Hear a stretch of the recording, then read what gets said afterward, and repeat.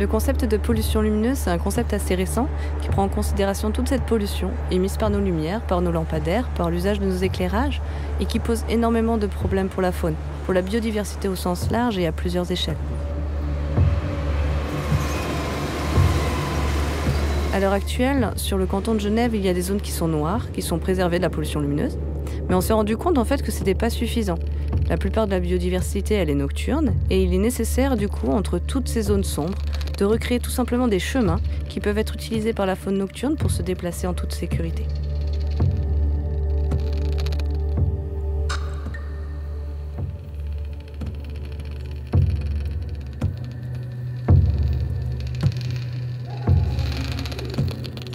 Alors ce qui était hyper intéressant à propos de ce tunnel, c'est qu'on a pu mettre en image la réaction des chauves-souris vis-à-vis de la lumière. Quel était l'effet réel, si c'était quelque chose d'instantané ou sur le long terme?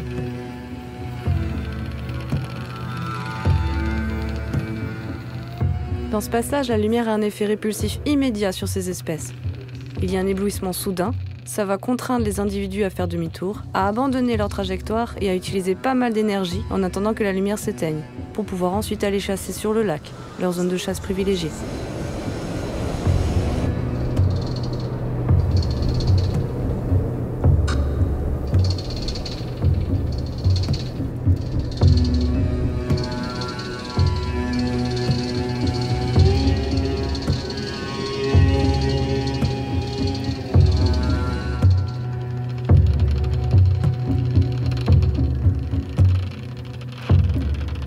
Quand on a travaillé sur la trame noire pour la ville de Genève, on a essayé d'étendre cette trame qui concernait uniquement les cours d'eau jusqu'aux berges, en illustrant justement cet effet de la pollution lumineuse qui franchit le feuillage et éclaire la rivière. Il y a certains niveaux lumineux qu'on peut mesurer, des niveaux moyens d'éclairement qui permettent de dire en gros si les gens ont suffisamment de lumière pour voir les obstacles au sol ou pour pouvoir reconnaître un visage. Malheureusement, de très nombreux éclairages publics sont surdimensionnés et polluent les corridors des déplacements des animaux. Je prends énormément de photos de toutes ces zones de conflit pour illustrer ce qu'un éclairage mal dimensionné peut engendrer comme pollution et quels sont les impacts que ça peut avoir. Puis on parle beaucoup de chauves-souris, mais ça a aussi des impacts sur énormément d'autres espèces, comme les poissons, les amphibiens, les insectes, les plantes, et même nous, les humains.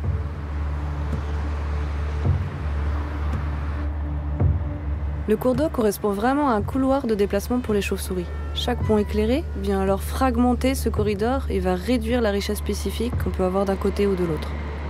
On va donc repousser toutes les espèces qui sont les plus intolérantes à la lumière. Ça crée une sorte de barrière presque physique, réduisant de fait leur territoire. On a une centaine de points d'écoute qui ont été répartis sur toute la commune et on a fait des captures. Et en fait, de ces cartes-là, la richesse spécifique qu'on obtient, c'est les 3 espèces de pipistrelles, cule commune, pygmée et la noctule commune, qui sont effectivement le cortège urbain par excellence. 4 espèces seulement. La noctule commune parce qu'elle vole en plein ciel et qu'au final la lumière l'impacte peu. Les 3 pipistrelles qui sont relativement tolérantes à la lumière. Et on a forcément après tout le cortège d'autres espèces avec l'arbre à bastel, murin de Bechstein, les murins de Daubenton, les moustaches, etc. Ils sont vraiment, eux, concentrés sur les zones les plus sombres de la commune.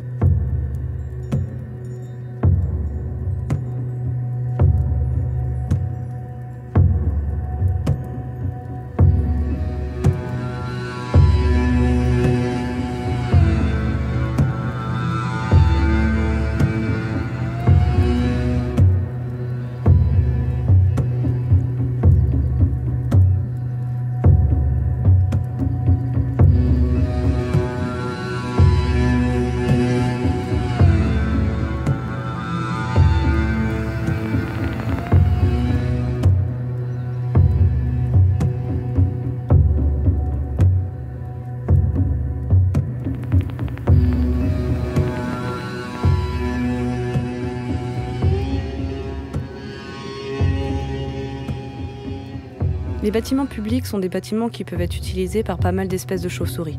À partir du moment où on prend la décision d'éclairer, ça peut poser problème pour ces espèces.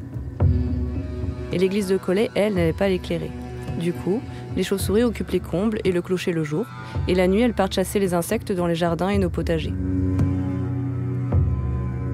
On la suit depuis des années maintenant et elle se porte plutôt bien.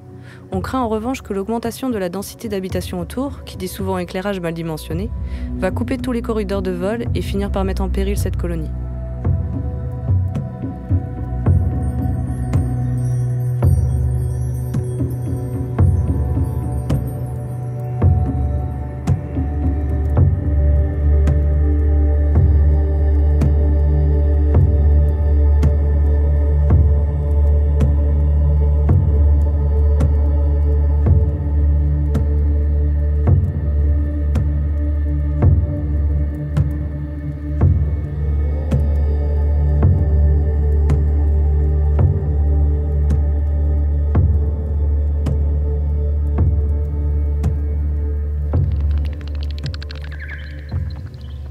Je te jure, j'ai jamais vu autant de pyro de ma vie.